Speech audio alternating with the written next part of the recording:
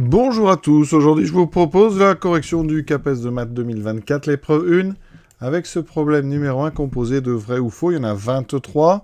On va aller tranquillement ici faire les 6 premiers, c'est pas très difficile, mais ça nécessite quand même des explications, on est parti. Pour que le tableau ci-contre soit un tableau de proportionnalité, il suffit que m soit égal à 5. Alors vous avez un tableau ici, est-ce qu'il y a proportionnalité? Alors, l'important c'est il faut et il suffit, c'est une équivalence, d'accord?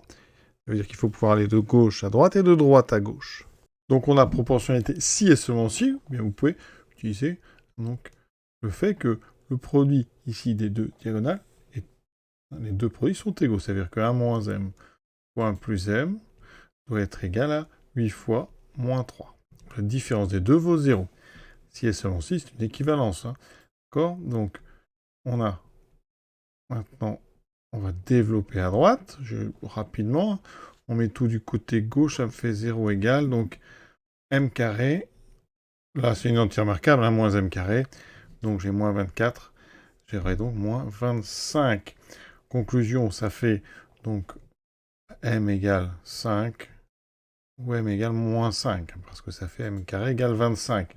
Donc là c'est du si et seulement si. Ça veut dire que moi on me propose uniquement que m est égal à 5, donc ça veut dire que cette affirmation, elle est vraie quand on va de droite à gauche. Hein. Si on a m égale 5, on a effectivement un tableau de proportionnalité, mais si on a un tableau de proportionnalité, on a peut-être m égale à moins 5. Donc ça veut dire que la première affirmation, elle est donc fausse. Hein.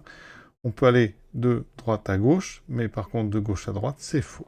Donc il suffit que m soit égal à 5 pour avoir un tableau de proportionnalité, mais hein, voilà, il ne faut pas forcément que m soit égal à 5. On peut avoir m égale moins 5 pour avoir un tableau de proportionnalité. Question 2, très simple, simplement pour se chauffer un petit peu. Donc après une augmentation de 55%, donc on imagine hein, qu'on a une première évolution de plus 55%, et le coût du produit, hein, donc on a le coût initial, le coût final. Là il a baissé, donc on va mettre moins 28%. Quel est en fait le taux global? Voilà.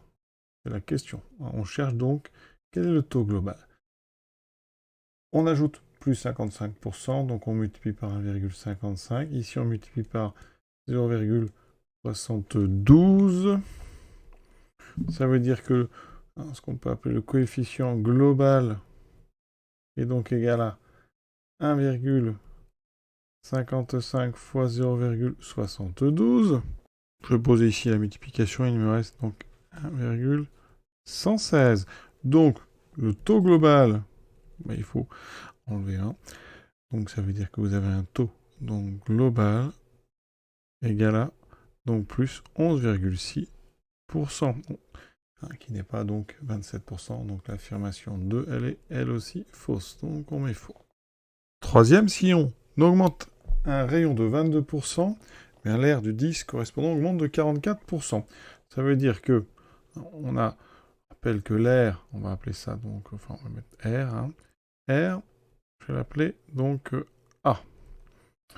Et ensuite rayon, donc R, c'est le rayon. Donc ici, avant l'augmentation,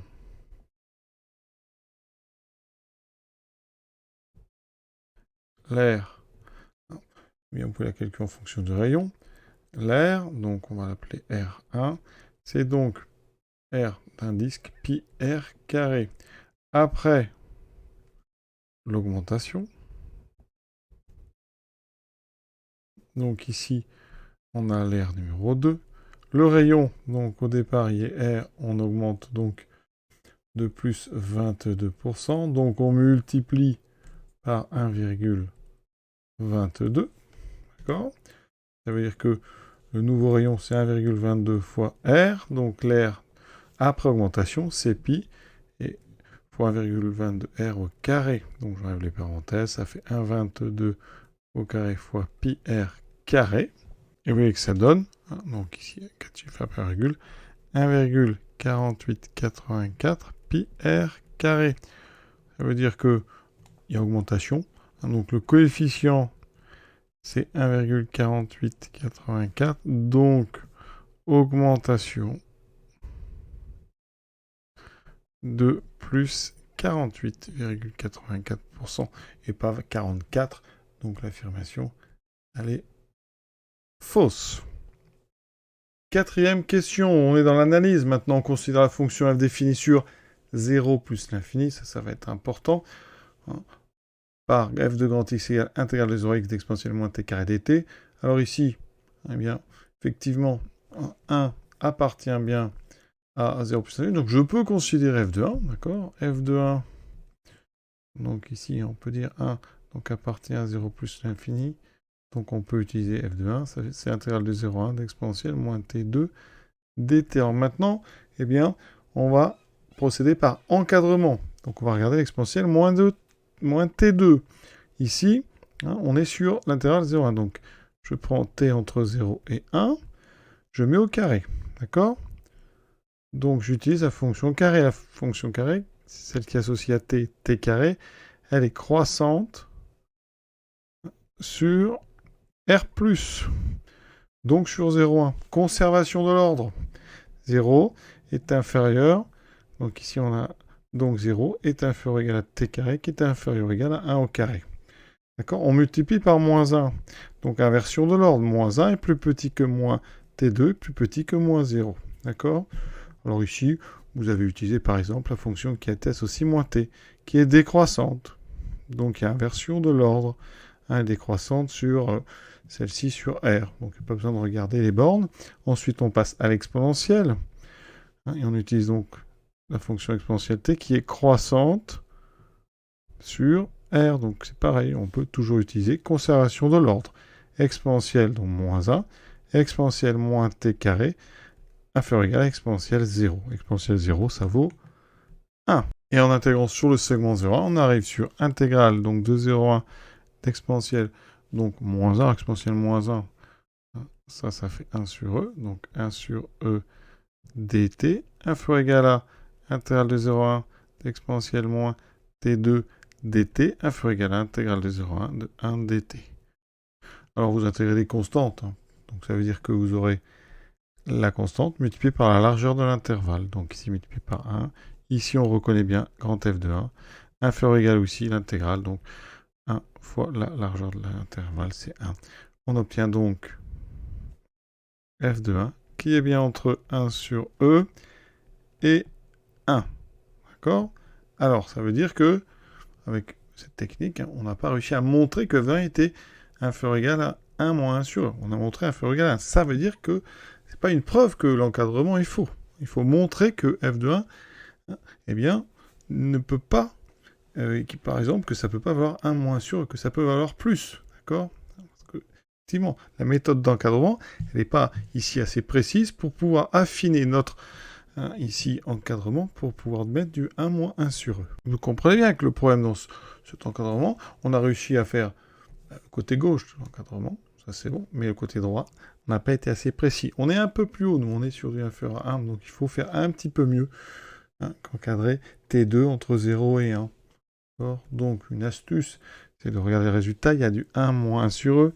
Ça, c'est comme si on avait pris des valeurs de exponentielle, par exemple moins t entre 0 et 1. D'accord? Et même si on veut exactement ça, parce que c'est pas dans le bon ordre, on met du moins exponentielle moins t entre 0 et 1. Donc ici, à la place d'exponentielle moins t2, on va essayer de faire apparaître exponentielle moins t. Comment faire? Eh bien, entre t et t2, qu'est-ce qui se passe? Eh bien, on est sur 0,1. Et ça, c'est très important. Sur 0,1, t au carré est plus petit que t. Vous devez connaître l'ordre ici. Et donc, on a ceci. Alors, on peut même mettre le 0. Donc, si on multiplie par moins 1, moins t2, et donc entre moins t et 0, comme tout à l'heure, je passe à l'exponentielle. À gauche, j'aurai donc exponentielle moins t, et à droite, exponentielle 0, donc 1. Et là, on intègre, d'accord? Sur 0,1 encore. Donc, au milieu, j'aurai f de 1, et à droite, j'ai donc plus petit que l'intégrale des 0,1 de 1 dt, donc là, je retrouve ici, donc plus petit que 1, jusque-là, c'est bon. Et à gauche, qu'est-ce que j'ai? L'intégrale des 0,1 d'exponentielle moins t dt, que je sais calculer. Une primitive, c'est donc moins exponentielle moins t, d'accord? Pris entre 0 et 1, f1 plus petit que 1, d'accord? Et bien sûr, ici, vous devez bien dire que t, donc exponentielle de t est croissant sur r, d'accord? Ici, j'ai juste multiplié par moins 1. On intègre, donc pareil, sur 0,1, et on obtient ceci. Et à gauche, ça, eh bien, ça fait, donc, eh bien, en remplaçant par 1, ça fait moins exponentielle moins 1, moins exponentielle 0, donc moins 1, ça fait plus 1. Donc ça, c'est 1 moins 1 sur e. Alors là, il y a un petit problème, parce que nous, on veut montrer, enfin, on veut voir si c'est vrai ou faux. Mais en fait, on a f de 1 qui est supérieur ou égal à 1 moins e. Et ici, on a du inférieur. Alors, attention, on ne peut pas encore conclure, parce que f de 1 pourrait être égal à 1 moins sur e, et dans ce cas-là, l'encadrement qu'on vous propose serait vrai. Donc maintenant, on va essayer d'être un peu plus fin pour voir si on ne pourrait pas avoir ici, à cet endroit-là, un symbole strict. Parce qu'effectivement, on a montré que f de 1 était supérieur ou égal à 1 moins 1 sur e, et pour que notre encadrement là-haut soit faux, mais il faut montrer que f de 1 ne peut pas être égal à 1 moins 1 sur e. Comme ça, on aurait f de 1 supérieur ou égal à 1 moins sur e, et donc il ne serait pas inférieur ou égal à 1 moins sur e. D'accord? Parce qu'il y a encore ce petit cas d'égalité. Comment montrer que f de 1 n'est pas égal à 1 sur e? Donc comment se garantir qu'ici, dans notre cheminement, on ait donc une inégalité stricte? Pour ça, je vais utiliser une propriété. On prend a strictement plus petit que b, soit f continue sur l'intervalle ab, avec f positif sur ab, et f non nul. Mais ça veut dire qu'il existe une valeur de x pour laquelle f de x est différente de 0.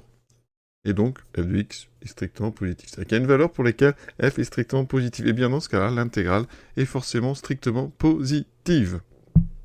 Cinquième question. Donc, on considère ici a de t, qui est l'intégrale de 1 à t de x2 ln de x dx. Effectivement, on prend t supérieur ou égal à 1, ce qui fait qu'on peut bien considérer x2 ln de x. Alors comment est-ce qu'on va procéder? On veut voir si la limite de at sur t carré, en plus infini, serait plus l'infini. Alors, c'est vrai ou c'est faux? Eh bien, du x carré ln de x, on sait intégrer avec... Donc, on fait une intégration par partie. Donc, ce qu'on fait, c'est que on dérive ln, qui fait du 1 sur x, et on va chercher une primitive de x2, donc du 1 tiers de x3.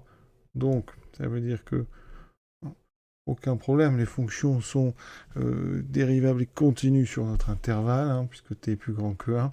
Donc, eh bien, on va trouver ici 1 tiers de x3 fois 1 sur fois ln de x, pardon. C'est les deux qui sont en haut.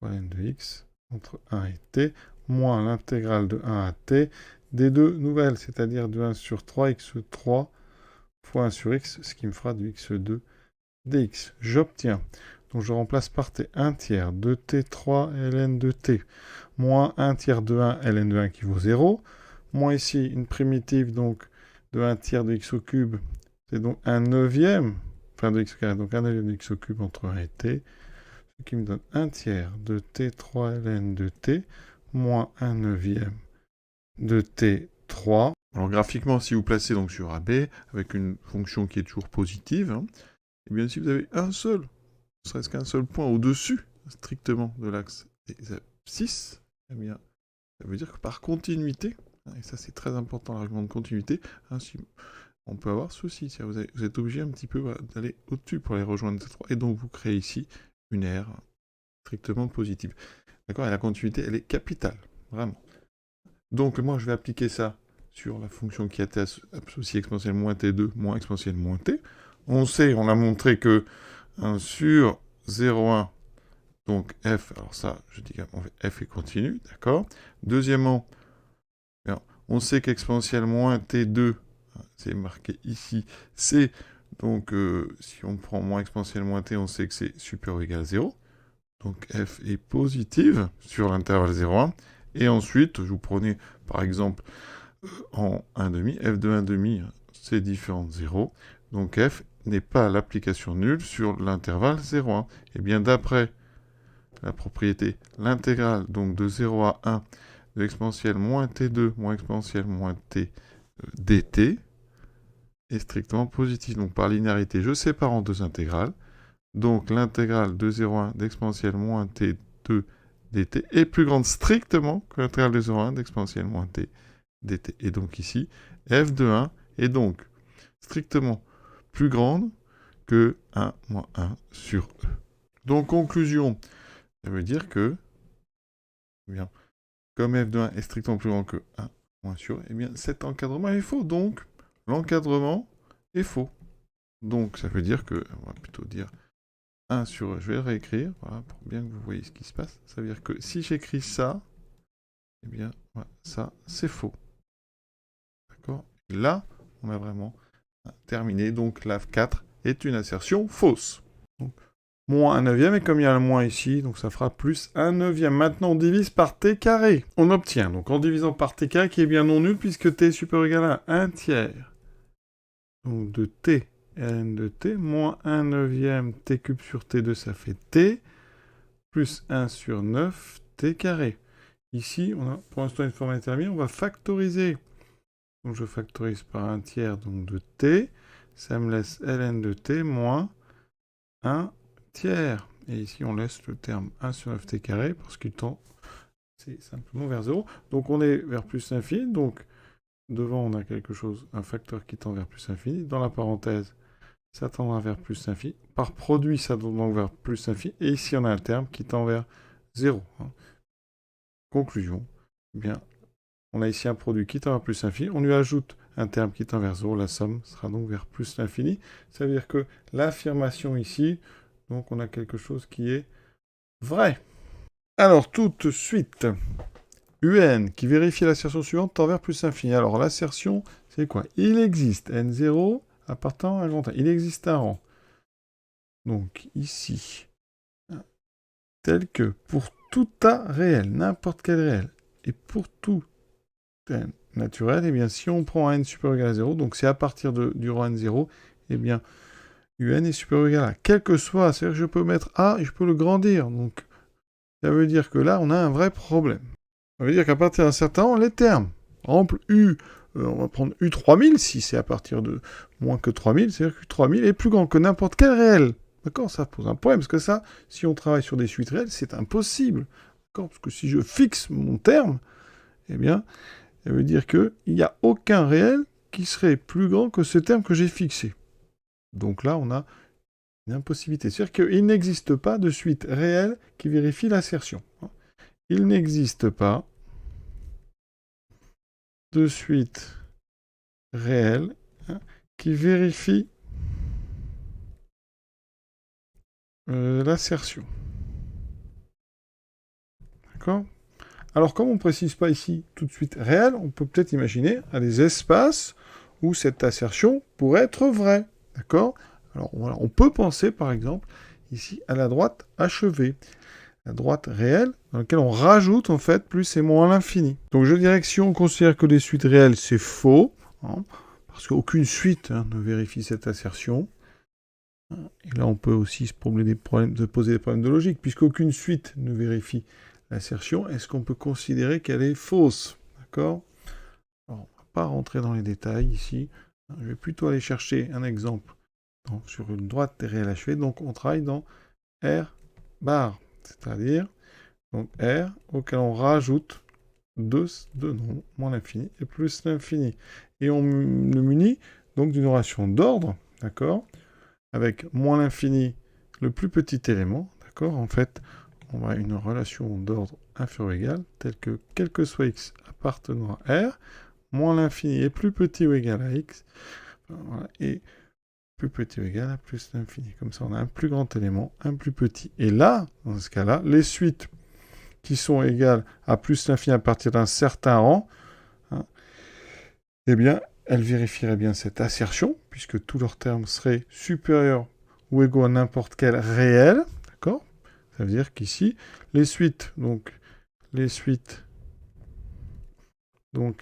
avec un égale à plus l'infini à partir d'un certain terme,